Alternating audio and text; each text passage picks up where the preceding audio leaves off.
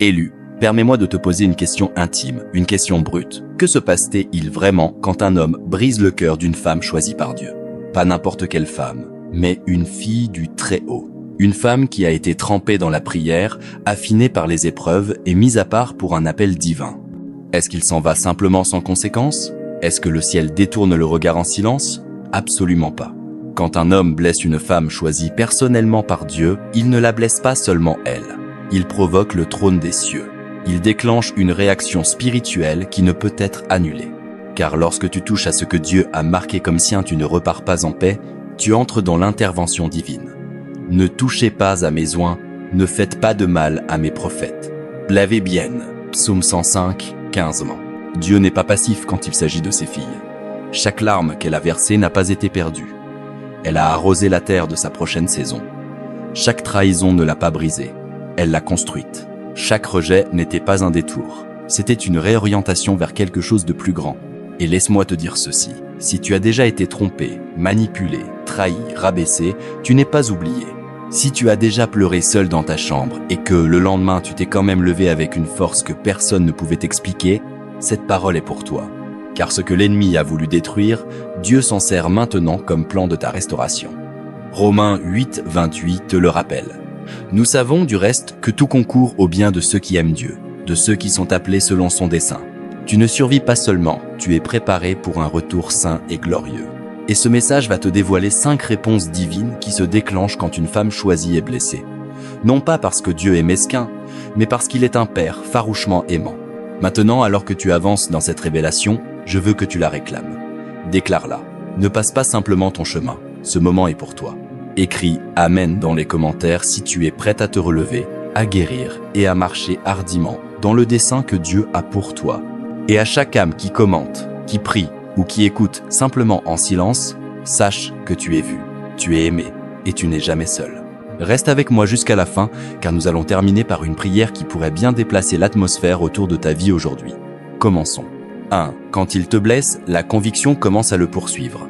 Mais ce n'est pas une punition, c'est une poursuite divine.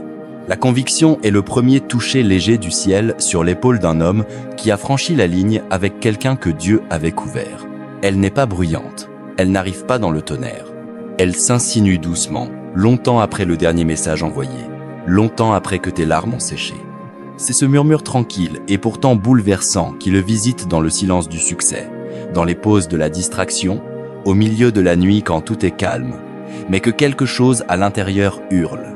Il peut essayer de le faire taire, s'enfouir dans l'occupation, l'orgueil ou même dans une nouvelle relation.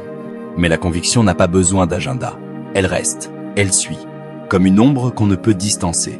Car quand un homme blesse une femme qui a prié pour lui, qui l'a couvert, qui l'a aimé d'un cœur enraciné dans la foi, le ciel répond. La conviction n'est pas la colère, c'est la miséricorde déguisée. Avant que Dieu permette la chute, il envoie toujours l'avertissement. Avant le jugement, il y a la possibilité de faire demi-tour. La conviction murmure « Arrête-toi là, repense cela. Ce que tu sèmes maintenant deviendra douleur plus tard. » Proverbe 14, 12 dit « Telle voie paraît droite à un homme, mais son issue, c'est la voie de la mort. » C'est exactement ce que la conviction vient interrompre, une trajectoire fatale masquée de fausses paix. Et pour l'homme qui pense avoir tourné la page, nouvelle relation, nouvelle adresse, nouveaux applaudissements, il peut tromper les gens, mais il ne trouvera pas le repos. Car quand la paix s'en va, la conviction reste. Aucun succès extérieur ne peut faire taire une guerre intérieure. Les sourires paraîtront forcés, les victoires vides, les nuits agitées. Plus il fuira, plus le poids grandira. Pense à Caïn après Abel. Il est reparti avec le souffle dans les poumons, mais la marque est restée, non comme malédiction, mais comme appel à affronter ce qu'il avait fait. Pense à Pierre. Après avoir renié Jésus non pas 1, ni 2, mais 3 fois, le coq a chanté et Pierre s'est effondré.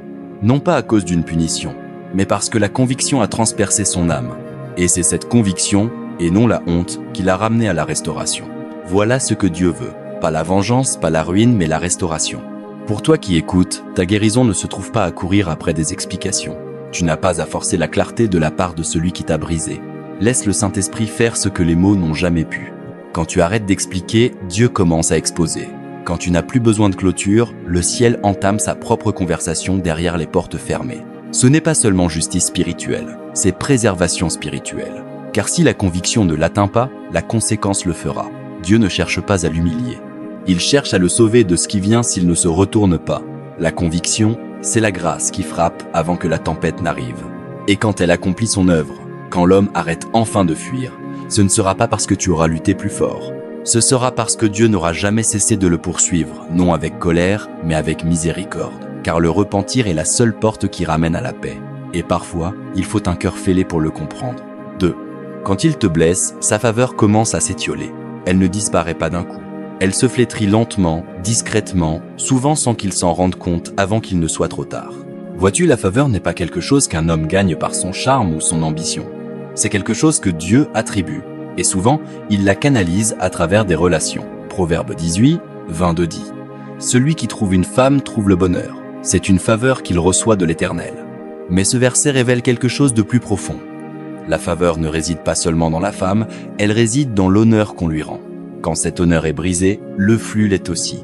Une femme choisie est plus qu'une compagne. Elle est un vaisseau.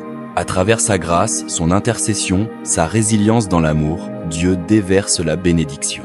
Elle ne marche pas simplement à côté de l'homme, elle le couvre spirituellement et émotionnellement. Elle se tient dans la brèche quand la vie devient lourde.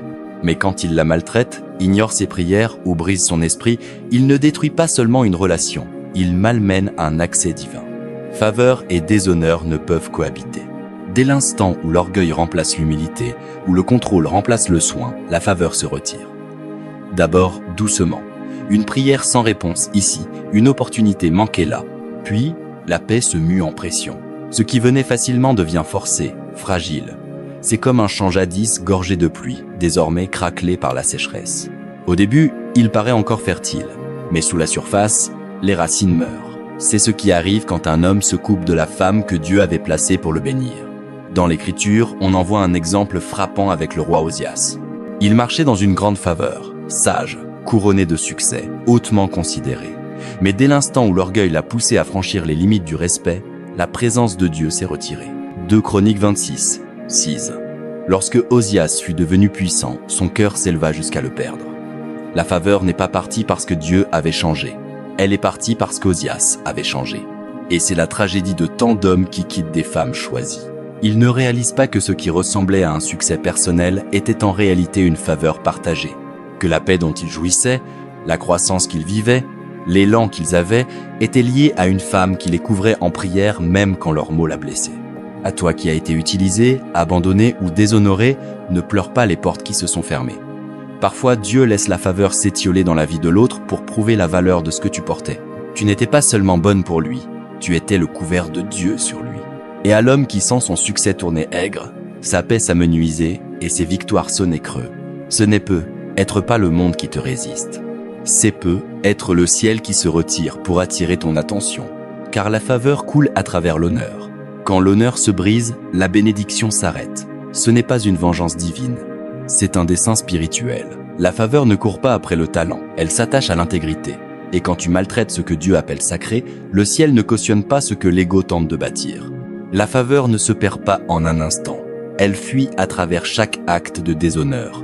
Seul le repentir peut restaurer ce que la négligence a vidé. 3. Quand il te blesse, Dieu t'élève dans le silence. Il y a un silence sacré après la douleur du cœur. Une pause divine qui ressemble à une perte, mais qui est en réalité une préparation. Aux yeux du monde, on dirait que tu as été oublié. Aux yeux du ciel, tu viens d'être caché pour un dessein plus grand que la souffrance qui a tenté de te définir. Voilà comment Dieu travaille. Quand une femme choisie est blessée, incomprise ou laissée pour compte, le ciel ne répond pas par du bruit. Il répond par une stratégie. Dieu commence sa reconstruction dans les lieux discrets. Il t'attire dans la solitude, non pour t'isoler, mais pour te protéger du bruit, des jugements, des voix qui définissaient autrefois ta valeur. Dans ce silence, il accomplit une œuvre plus profonde. Comme Moïse exilé au désert avant de conduire une nation, comme Esther mise à l'écart avant de monter sur le trône, une femme choisie est souvent élevée dans l'obscurité bien avant d'être vue. Ce qui ressemble à un rejet est souvent une réorientation divine. Ce qui ressemble à un abandon est en réalité un alignement. Tu commences à entendre différemment. Les voix qui nourrissaient l'insécurité s'estompent et la voix de Dieu devient limpide. Ta dépendance passe des hommes à la présence. Ton identité n'est plus définie par celui qui est parti, mais par celui qui est resté. Et même si personne ne le voit encore, l'élévation a déjà commencé. Ta paix revient, tes prières changent, ta vision s'affine. Tu ne cherches plus la validation, tu marches dans la révélation. Et le jour où ton nom sera de nouveau prononcé, tu ne ressembleras plus à la femme qu'on a laissée derrière. Tu te lèveras vêtu de sagesse, de force et de grâce. Ésaïe 61, 3 parle de donner une couronne au lieu de la cendre, l'huile de joie au lieu du deuil, un manteau de louange au lieu d'un esprit abattu. C'est l'échange silencieux qui se produit dans le lieu caché. Tu n'as pas besoin de le publier, tu n'as pas besoin de le prouver.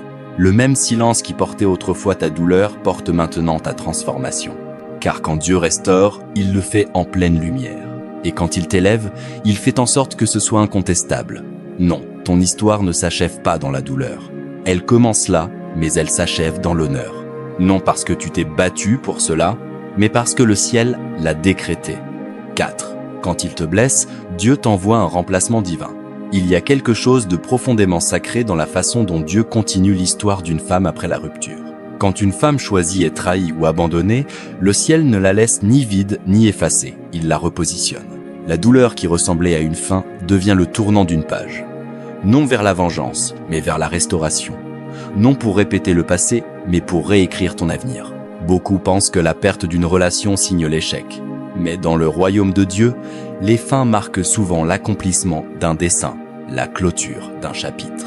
Parfois, celui qui t'a brisé n'était jamais censé rester. Il n'était que le pont qui t'a mené là où Dieu voulait que tu grandisses. L'Écriture nous offre un exemple puissant avec Abigail. Mariée à Nabal, un homme dur et insensé, elle a enduré le mépris et le danger. Pourtant, elle est restée sage, honorable et fidèle à Dieu. Quand l'histoire de Nabal s'est close, Dieu n'a pas laissé Abigail désolée. Il l'a élevée. Elle est devenue l'épouse de David, un homme selon le cœur de Dieu. Non comme récompense de vengeance, mais comme symbole de restauration. Sa loyauté, son discernement, son courage ont été vus, et le ciel a répondu. Les remplacements divins n'arrivent pas pour imiter ce qui a été perdu. Ils arrivent pour refléter ce qui manquait. Quand un homme malmène une femme choisie, il ne réalise souvent pas que son rejet prépare la scène à la réorientation de Dieu. Ce qu'il a rejeté, Dieu le défend. Ce qu'il n'a pas su couvrir, Dieu commence à le couronner. Celui qui t'a blessé devient une note de bas de page. Celui que Dieu envoie devient une forteresse. C'est le schéma du ciel. Là où le déshonneur s'arrête, la restauration commence. Le nouveau compagnon que Dieu amène ne te voit pas comme un fardeau, il te voit comme une bénédiction. Il ne questionne pas tes cicatrices, il honore la force qu'elles représentent. Il ne rivalise pas avec ton passé, il s'engage pour ton avenir. Il reconnaît que la grâce t'a façonné et porte l'humilité nécessaire pour protéger ce que d'autres ont abîmé. Il ne s'agit pas de trouver un meilleur homme, il s'agit de recevoir le bon, celui qui s'aligne sur ton dessein, qui reflète ta guérison et qui nourrit ce que Dieu a déposé en toi. On voit cet écho même dans la vie de David. Quand Saül l'a maltraité et pourchassé, David n'a pas riposté, il a attendu. Et avec le temps, Dieu ne l'a pas renvoyé dans la maison de Saül. Il lui a donné un royaume à lui. Car parfois, Dieu ne te rend pas ce que tu as perdu. Il te donne plus que tu n'avais osé demander. Dans la vraie vie, les remplacements divins ne prennent pas toujours la forme d'une romance. Parfois, c'est une nouvelle paix, de nouvelles amitiés, une nouvelle clarté, un nouvel appel. Mais ne te méprends pas. Dieu remplace toujours ce que tu libères dans la foi. Il ne prend jamais sans avoir l'intention de restaurer. S'accrocher à ce qui t'a fait mal, c'est retarder ce qui est censé te guérir. C'est pourquoi les remplacements divins exigent la libération. Non seulement de la personne, mais de l'histoire que tu avais imaginée, de l'excuse que tu n'as jamais eue, de la clôture que tu désirais. Car Dieu ne te donne pas une version du passé. Il écrit un avenir qui guérit ce que le passé a brisé. Alors quand quelqu'un s'en va, laisse-le partir. Quand quelque chose s'écroule, fais confiance. C'était nécessaire, car Dieu voit ce que nous ne voyons pas. Il entend les conversations derrière les portes closes. Il connaît les motifs derrière les masques. Et dans sa miséricorde, il retire ce qui t'aurait détruite, même quand cela fait mal de lâcher prise. Et pour l'homme qui t'avait autrefois mais t'a malmené, sache ceci. Ce dont tu t'es détourné, quelqu'un d'autre est en train d'être préparé à l'honorer. La grâce n'attend pas éternellement dans les mains de ceux qui la prennent à la légère. Ce qui fut tien peut devenir la bénédiction de quelqu'un d'autre. Et quand cela arrivera, tu ne pourras plus l'atteindre. Non parce qu'elle est ta mère, mais parce qu'elle aura été rebâtie plus haut, plus forte, entière. Car dans l'économie de Dieu, le rejet n'est pas la fin du chemin, c'est le début d'une réaffectation. 5. Quand il te blesse, tes prières portent une puissance. Il y a un son que l'enfer redoute et que le ciel honore. Il n'est ni bruyant ni spectaculaire. C'est le cri discret d'une femme blessée qui ose encore croire. Quand la trahison touche le cœur d'une femme choisie et qu'elle choisit malgré tout de lever sa voix vers Dieu plutôt que ses poings vers l'homme, quelque chose de sacré se libère. La douleur devient son autel. Les larmes deviennent son offrande. Et de cette sainte souffrance naît une nouvelle autorité. Ce ne sont pas seulement les mots qu'elle prononce, c'est ce qui se tient derrière, la douleur du cœur, l'humilité, l'histoire. Elle ne récite pas des prières, elle les saigne. Elle montre des parties les plus profondes de son âme, forgées dans le feu et trempées dans l'abandon. Et Dieu répond. Le psaume 56, 8 dit « Tu comptes mes souffrances, mets mes larmes dans ton outre, ne sont-elles pas dans ton livre ?» Le ciel n'ignore jamais la femme qui prie au milieu de la douleur. En réalité, la douleur lui ouvre souvent des lieux dans la présence de Dieu que le confort n'aurait jamais pu atteindre. Pense à Agar, chassée dans le désert avec son enfant, oubliée des hommes mais pas de Dieu. Dans son désespoir, elle a crié. Et Dieu s'est révélé comme un roi, le Dieu qui voit. Il n'a pas seulement entendu ses pleurs dans le désert. Il a répondu par la provision, la vision et la protection. Voilà à quoi ressemble l'intercession divine née de l'affliction. Un tremblement de terre spirituel. Quand une femme est blessée et choisit pourtant de s'agenouiller plutôt que de durcir son cœur, elle devient plus qu'une survivante. Elle devient un intercesseur. Celle qui bâtit des autels dans les lieux brisés et se tient dans la brèche pour sa famille, son avenir et même pour ceux qui l'ont blessée. Voilà le paradoxe de la grâce. Les larmes censées la noyer deviennent la rivière dont Dieu se sert pour loindre. Son silence devient stratégie. Son pardon devient épée. Ses prières deviennent déclarations prophétiques qui façonnent les destinées. Elle ne prie pas seulement pour la paix. Elle enfante un héritage. Une femme comme celle-ci déplace les atmosphères. Elle couvre ses enfants de paroles trempées dans le ciel. Elle marche dans sa maison en déclarant des promesses quand personne ne regarde. Elle garde la paix, mais le ciel entend son rugissement. Et ce qui est encore plus fort, même ceux qui lui ont causé la douleur deviennent souvent les destinataires de ses prières. Car une femme qui pardonne ne porte pas seulement la guérison, elle devient la guérison. L'amertume ne peut l'atteindre. La vengeance ne la tente pas. Pourquoi ? Parce qu'elle sait que Dieu est à la fois son vengeur et son restaurateur. Et dans cette confiance, son autorité grandit. C'est pourquoi aucune arme forgée contre elle ne prospère. Non parce qu'elle se bat avec force, mais parce qu'elle se bat avec la prière. Chaque blessure devient sagesse, chaque cicatrice devient prédication, chaque prière devient flèche lancée dans l'avenir. Alors que fait le ciel d'une telle femme ? Il l'élève, pas immédiatement, pas bruyamment, mais sûrement. Son élévation ne vient pas de l'exposition, mais de l'endurance. Dieu regarde, se souvient, puis restaure, non en secret, mais publiquement. Car la femme qui a pleuré en secret marchera un jour dans la victoire. Ayant parcouru ces 5 vérités, qu'une vérité demeure au-dessus de tout. Blesser une femme choisie ne la termine pas, cela l'active. La douleur entre les mains de Dieu devient dessein. L'abandon devient alignement. Ce que l'homme a utilisé pour la briser, Dieu l'utilise pour la bénir. Voilà le schéma de la grâce. L'humiliation devient semence d'élévation. Ce qui ressemblait à une défaite devient porte vers la destinée. 1 Pierre 5.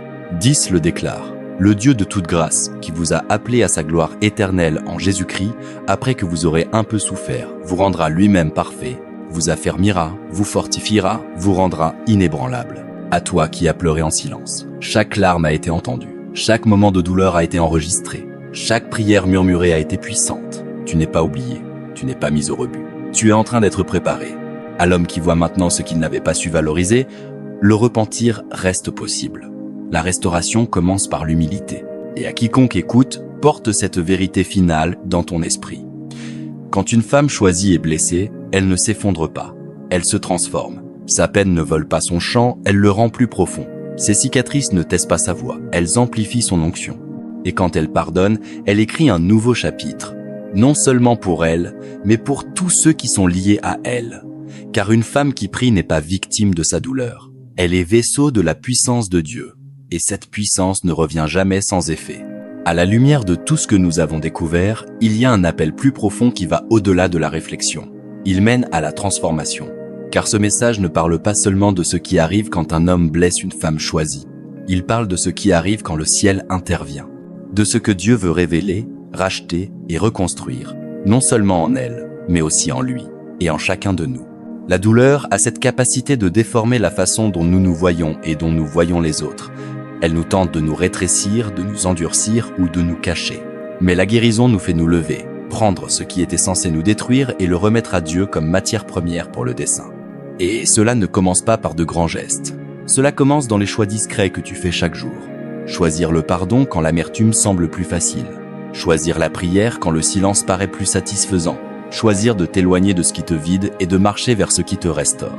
Pour toi qui as été blessé, cela signifie lâcher ce qui ne sert plus ton esprit, même si ton cœur est encore en train de guérir. Cela signifie faire confiance que la justice de Dieu n'est pas toujours bruyante, mais qu'elle est toujours réelle. Cela signifie t'autoriser à te reposer sans culpabilité, à aimer sans peur, à rêver de nouveau sans t'excuser. Apprends que les limites sont saintes et que ta valeur n'est pas négociable. Marche la tête haute. Non parce que la vie a été facile, mais parce que la grâce t'a tenu ensemble. Pour les hommes qui reconnaissent leurs erreurs, ce n'est pas un message de condamnation.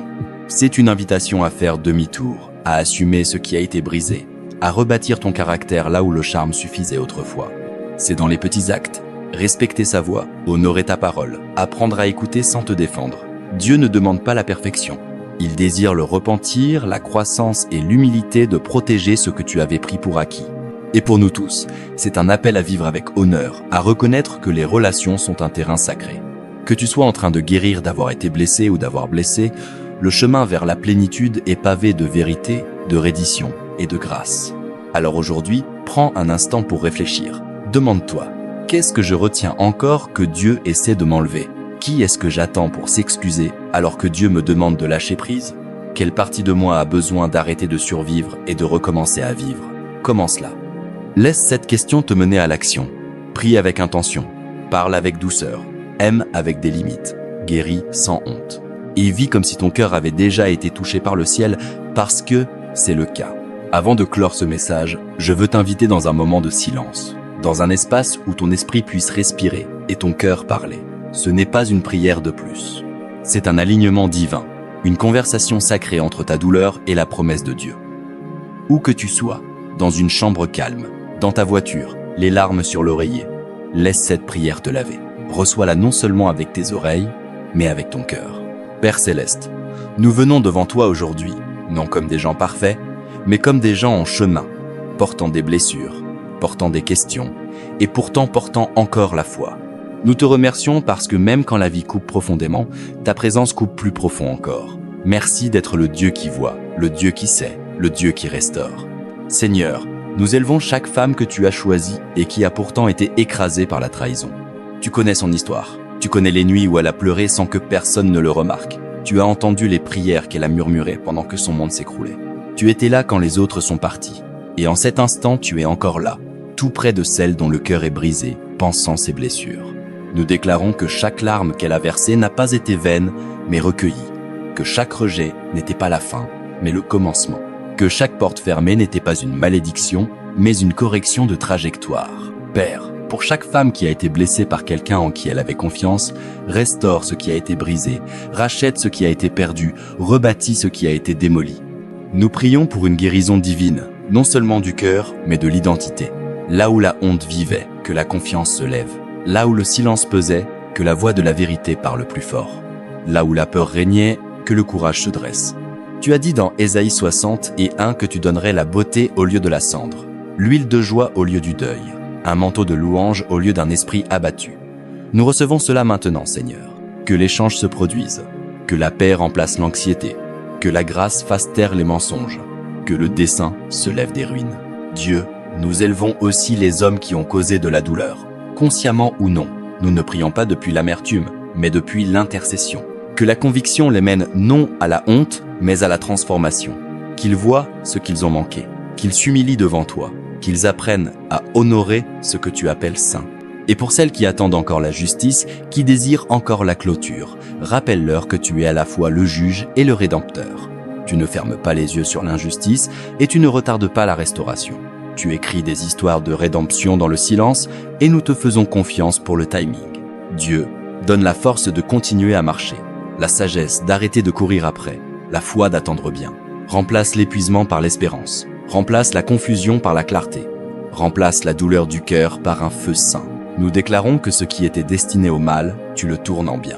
Que la femme qu'on a négligée est en train d'être élevée, que ses prières ont du poids dans le monde spirituel, que ses cicatrices brilleront un jour comme des couronnes, et que son histoire ne finira pas dans la douleur, mais dans le dessein. Au nom puissant de Jésus, celui qui guérit, restaure et rachète, nous prions. Amen. Si cette prière a touché quelque chose de profond dans ton esprit, si tu as senti Dieu parler à travers ces mots, je t'invite à répondre dans la foi. Laisse ce moment marquer ton tournant. Écris dans les commentaires, je lâche ce qui m'a brisé et je reçois ce que Dieu est en train de bâtir. Que le ciel entende ton accord. Et si tu ne l'as pas encore fait, abonne-toi pour recevoir d'autres messages comme celui-ci. Des paroles qui restaurent, guérissent et t'appellent plus haut. Merci d'avoir partagé cet espace sacré avec moi. À la prochaine fois, reste enraciné dans la grâce et pleine d'espérance dans la foi.